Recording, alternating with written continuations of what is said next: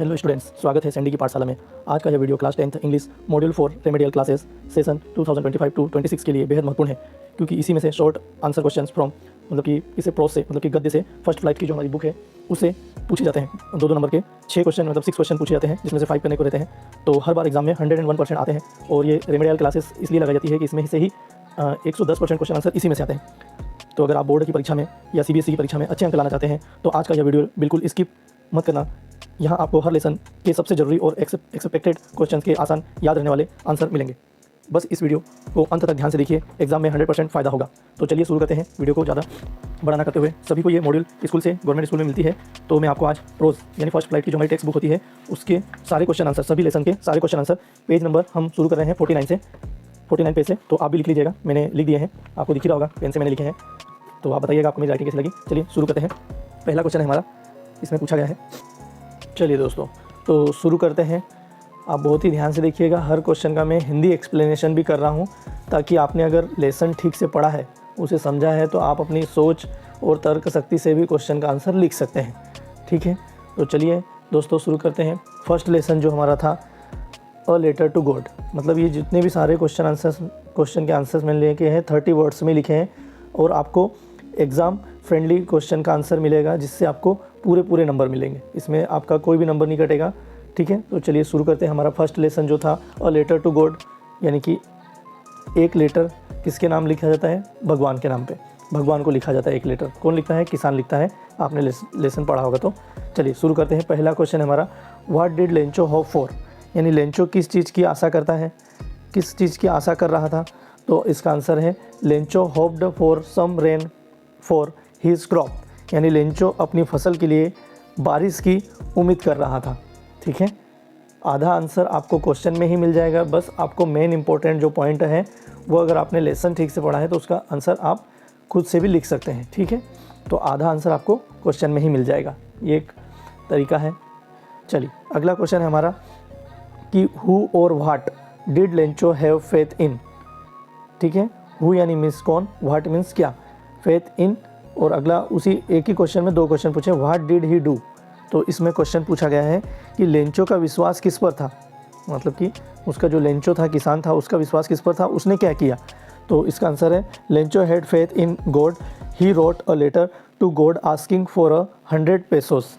मतलब लेंचो का भगवान पर पूरा भरोसा था, उसने भगवान को 100 पैसों की मांग करते हुए एक पत्र लिखा। ठीक है, क्योंकि उसकी फसल ख़राब हो गई थी। इसमें लगभग 20 से 22 या 25 या 25 क्वेश्चन हैं जो काफ़ी इंपॉर्टेंट हैं और इसी में से आएगा 101%। इससे क्वेश्चन का आंसर कोई भी बाहर नहीं जाएगा, इसलिए आप सारे क्वेश्चंस को देखें और अपनी कॉपी में नोट कर लें। लगे तो आप स्क्रीनशॉट भी ले सकते हैं। हु रीड द लेटर, अब इसमें पूछा गया है क्वेश्चन में कि पत्र किसने पढ़ा। तो the post master read the letter, अब वो पत्र पोस्ट मास्टर ने पढ़ा। ठीक है, अगला क्वेश्चन है इसी लेसन का कि व्हाट मेड लेंचो एंग्री, मतलब कि लेंचो किस बात पर गुस्सा हुआ। तो he was angry because he had demanded 100 pesos and he got only 70 pesos. मतलब वह गुस्सा हुआ क्योंकि उसने 100 पैसे मांगे थे, लेकिन उसे मिले कितने? 70 पैसे ही मिले, 70 पैसे ही मिले। ठीक है, इसलिए वो गुस्सा हुआ था। अगला हमारा जो क्वेश्चन है लेसन 2 से है, नेल्सन मंडेला से है। तो इसको शुरू करते हैं।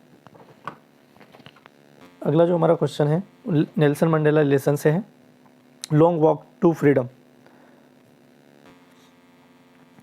What does Mandela thank the international leaders for, मतलब मंडेला जो थे अंतर्राष्ट्रीय नेताओं को किस बात के लिए धन्यवाद देते हैं। तो इसका आंसर देखिए, Mandela thanks the international leaders to be present on the occasion of his swearing in ceremony as the president of South Africa. ठीक है, तो इसका मतलब हुआ मंडेला उन्हें अपने शपथ ग्रहण समारोह में शामिल होने के लिए धन्यवाद देते हैं। अगला क्वेश्चन है हमारा, why were the 2 national anthems sung, मतलब इस क्वेश्चन का मतलब मैं हिंदी में बता दें, 2 राष्ट्रगान क्यों गाए गए। तो the 2 national anthems were sung to symbolise the equality of the blacks and the whites.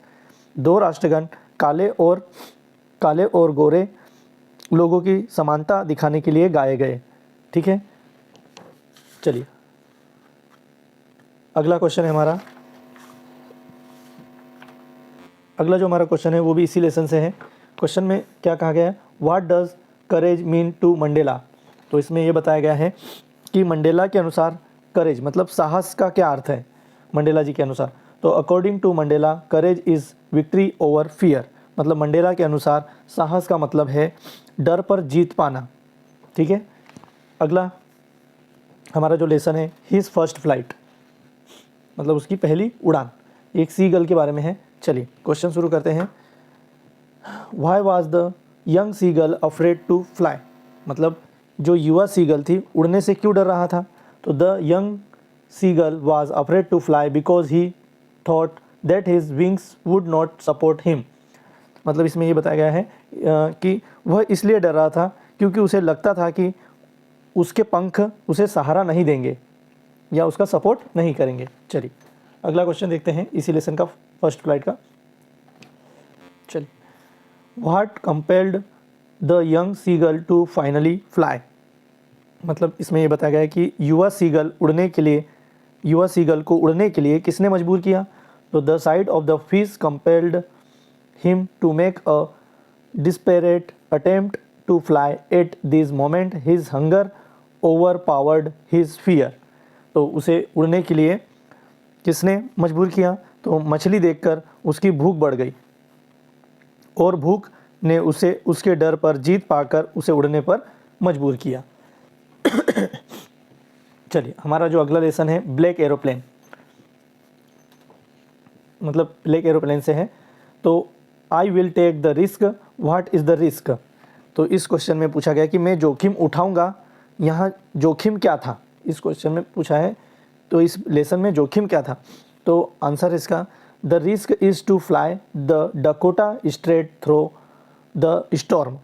मतलब तूफान के बीच से सीधे डकोटा विमान उड़ना ही जोखिम था।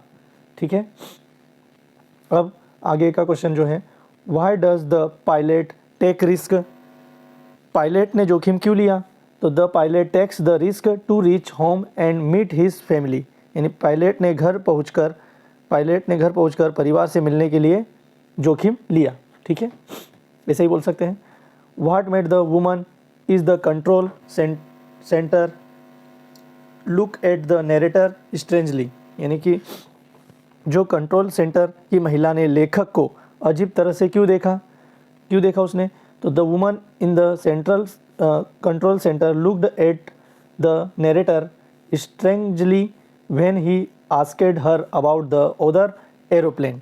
यानी उसने अजीब नज़र से इसलिए देखा क्योंकि लेखक दूसरे विमान के बारे में पूछ रहा था जबकि वहाँ कोई और विमान था ही नहीं। ठीक है, जितने भी क्वेश्चन आंसर बता रहा हूँ कि अगर आपको स्कूल में लेसन पढ़ाए गए होंगे और अच्छे से उसका हिंदी एक्सप्लेनेशन किया गया होगा तो आपको ये क्वेश्चन आंसर समझ में आ रहे होंगे। और अगर आप कहेंगे तो मैं आपको लेसन बाय लेसन के वीडियो भी हिंदी ट्रांसलेट के साथ बना दूंगा। चलिए अगले लेसन पे बढ़ते हैं। From the diary of Anne Frank. इसका फर्स्ट क्वेश्चन है, why does Anne want to keep a diary. मतलब एनी डायरी क्यों रखना चाहती थी। तो Anne wants to keep a diary because she does not have a true friend to share her feelings. क्योंकि उसके पास अपने मन की बातें साझा करने के लिए कोई सच्चा दोस्त नहीं था, इसलिए वो डायरी रखना चाहती थी। चलिए अगला क्वेश्चन, सेकंड क्वेश्चन इसी लेसन का है। What made mister Keesing allow Anne to talk in class. मतलब इसमें क्वेश्चन में बताया गया है कि मिस्टर कीजिंग ने एन को कक्षा में बात करने की अनुमति क्यों दी। तो ans last essay in the form of a poem showing the lighter side of a naughty child made mister Keesing allow her to talk in class. तो इसमें ये बताया गया कि एन की मज़ेदार और समझदार कविता पढ़कर मिस्टर कीजिंग खुश हुए और उन्होंने उसे बोलने दिया। ठीक है, अगला क्वेश्चन है हमारा, why was mister Keesing annoyed with an. तो इस क्वेश्चन में ये पूछा गया मिस्टर कीजिंग एन से क्यों नाराज़ हो गए थे। तो mister Keesing was annoyed with any because she was very talkative. यानी कि इसमें ये बताया गया है कि क्योंकि एन बहुत बातें करती थी इसलिए वो उससे मिस्टर किजिंग नाराज़ हो गए थे। अगला क्वेश्चन है हमारा इसी लेसन से, how did Mr Keesing punish Anne. तो मतलब कि मिस्टर किजिंग ने एनी को पनिश यानी दंड क्यों दिया। तो he punished her by giving her extra homework to write essays on a chatterbox, यानी कि उन्होंने उसे चैटर बॉक्स पर निबंध लिखने का अतिरिक्त गृह कार्य दिया। चैटर बॉक्स का मतलब होता है जो बहुत बातें करता है उसको कहा जाता है। चलिए अब हमारा अगला लेसन स्टार्ट होता है। उसमें 2-3 पार्ट्स हैं। ग्लिम्स ऑफ इंडिया मतलब कि भारत की कुछ झलकियां हैं जिसमें 3 पार्ट हैं। तो पहला पार्ट है जो है अ बेकर फ्रॉम गोवा से है। तो what are the elders in Goa nostalgic about. तो इसमें इस क्वेश्चन में ये पूछा गया है कि गोवा के बड़े लोग किस बात को याद करके भावुक होते हैं। तो there are nostalgic about their old Portuguese days and their love of bread and loaves, यानी वे पुराने पुर्तगाली दिनों में और उस समय की रोटी लोई को याद करते हैं। अगला क्वेश्चन है हमारा, what is the baker called in Goa, यानी कि बेकर को गोवा में क्या कहा जाता है। गोवा में बेकर को क्या कहा जाता है। तो the baker is called pader in Goa, Goa में बेकर को पेडर या पाडर कहा जाता है। ठीक है। अगला क्वेश्चन है हमारा कि what did the baker wear in Portuguese days. पुर्तगाली समय में बेकर्स क्या पहनते थे। तो दे वोर अ पेक्यूलियर ड्रेस कॉल्ड कबाई, यानी वे एक खास तरह का लंबा सफ़ेद पोशाक यानी जिसे कबाई कहते हैं वो पहनते थे। ठीक है। चलिए अब ग्लिम्स ऑफ इंडिया से सेकंड जो पार्ट है कुर्ग एक प्रकार का एक जिला है जो कि कर्नाटक में पड़ता है, मैसूर और मैंगलोर के पास में है, छोटा सा जिला है, काफ़ी इंटरेस्टिंग कहानी है। चलिए वेयर इज़ कुर्ग, पहला ही क्वेश्चन पूछ लिया गया है कि कुर्ग कहाँ स्थित है। तो it is situated Midway between Mysore and the coastal town of Mangalore, यानी कि यह मैसूर और मैंगलोर के बीच में स्थित है, जैसे कि मैंने अभी आपको बताया। What is the main crop of Coorg, यानी कुर्ग की मुख्य फसल क्या है। तो कुर्ग की मुख्य फसल coffee is the main crop of Coorg, यानी कि कॉफ़ी कुर्ग की मुख्य फसल है। ठीक।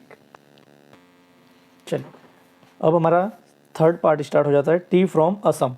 तो इसके क्वेश्चन देख लेते हैं। इसका एक ही क्वेश्चन है, why was Rajvir excited to the see the tea garden, यानी इसमें पूछा है कि जो राजवीर है चाय बागान देखकर उत्साहित क्यों था, चाय के जो बाग थे उसको देखकर उत्साहित क्यों था। तो Rajvir was excited to see the tea garden because he had never seen a tea garden before, यानी वो इसलिए उत्साहित था क्योंकि उसने पहले कभी चाय के बागान देखे ही नहीं थे, इसलिए वो राजवीर उत्साहित था।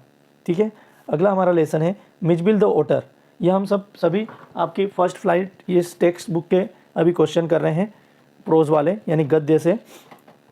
आगे चलिए क्वेश्चन है, what did Midge do to the box, यानी कि इसमें पूछा है मिज ने डिब्बे के साथ क्या किया। तो Midge tore the metal lining of the box to escape, यानी मिज ने बाहर निकलने के लिए डिब्बे की धातु फाड़ दी।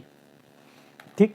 अगला नेक्स्ट क्वेश्चन है, नेक्स्ट लेसन है, madam rides the bus, what was Valli's favourite pastime, यानी इसमें पूछा है वल्ली का है ना, sorry Valli's, what was Valli's favourite pastime, यानी वल्ली का पसंदीदा समय व्यतीत करने का तरीका क्या था। तो Valli's favourite pastime was the stand in the front doorway of her house and to watch what was happening in the street outside, यानी वल्ली घर के दरवाजे पर खड़ी होकर क्या करती थी, खड़ी होकर बाहर सड़क पर होने वाली गतिविधियों को देखना पसंद करती थी, मतलब घर के पास बाहर खड़े होकर जो भी घर के बाहर गतिविधियाँ होती थी उनको देखकर पसंद करती थी। चलिए अगला हमारा लेसन है, ये लास्ट लेसन के क्वेश्चन 2 ही क्वेश्चन है। चलिए द सेरेमन एट बनारस, चलिए इसका क्वेश्चन है, how can one attain peace of mind according to the Buddha, यानी इसमें इस क्वेश्चन में ये पूछा गया है कि बुद्ध के अनुसार मन की शांति कैसी मिलती है। तो इसका आंसर है one who gets rid of grief and complaint can attain peace of mind, यानी जो मनुष्य दुख और शिकायत छोड़ देता है ना, जो भी मनुष्य दुख और शिकायत छोड़ देता है तो उसके मन की उसके मन को क्या मिल जाती है, शांति मिल जाती है। ठीक है। चलिए लास्ट क्वेश्चन हमारा, who is Lomov and why does he visit Chubukov, तो इस क्वेश्चन का मतलब हुआ कि लोमो कौन है, जो लोमो है वो कौन है और वह चुबोको के पास क्यों आता है। तो Lomov is a rich landlord and he visit Chubukov to ask the hand of his daughter in marriage. यानी लोमो एक अमीर ज़मींदार है, वो चुबोको की बेटी को शादी का प्रस्ताव देने के लिए आता है। तो दोस्तों ये थे हमारे सारे क्वेश्चंस के आंसर। बस इसी से 2-2 नंबर के क्वेश्चंस आएंगे, इससे एक भी क्वेश्चन बाहर नहीं जाएगा, 200% गारंटी लेता हूँ मैं। देख लीजिए आपको स्कूल से ये मॉड्यूल दी होगी, तो आप इसको इस मॉड्यूल में एक क्वेश्चन पेज नंबर 49 और पेज नंबर 50 और पेज नंबर 51 और लास्ट क्वेश्चन जो हमारा है 52, मतलब कि 49 से लगाकर 52 तक के हमने क्वेश्चन कर लिए हैं। हम नेक्स्ट वीडियो में बाकी के क्वेश्चंस करेंगे। तो सो स्टूडेंट्स, उम्मीद है कि आज के सभी इम्पोर्टेंट शॉर्ट आंसर क्वेश्चंस आपको बिल्कुल साफ और आसान तरीके से समझ में आए होंगे। तो अगर आपको ये वीडियो हेल्पफुल लगा हो तो इसे लाइक ज़रूर करें और दोस्तों के साथ शेयर कर दें, जो ज़रूरतमंद स्टूडेंट्स हैं उनके साथ शेयर ज़रूर कर दें। और कमेंट में बताएं कि अगला वीडियो किस पर आप चाहेंगे। मैं आपको दूसरे मॉड्यूल के भी सारे क्वेश्चन आंसर दूंगा। आपके हर एक लाइक और कमेंट से हमें नए वीडियो बनाने की प्रेरणा मिलती है। अगली वीडियो में बताइएगा आपको कि कौन से किस सब्जेक्ट पे या किस मॉड्यूल के सब्जेक्ट की आपको सॉल्यूशन चाहिए। ठीक है, आप लोग वीडियो तो देखते हैं मगर वीडियो पूरा नहीं देखते हैं, तो आपसे रिक्वेस्ट है कि मैं बहुत छोटा यूट्यूबर हूं, तो आप वीडियो को पूरा देखें। पूरा देखने के बाद में अगर आपको अच्छा लगता है तो उसको लाइक ज़रूर करें और आप अपनी राय ज़रूर दें कमेंट के माध्यम से। तो थैंक यू सो मच, मिलते हैं अगले वीडियो में। तब तक के लिए पढ़ते रहिए और आगे बढ़ते रहिए। ठीक है, गुड बाय दोस्तों।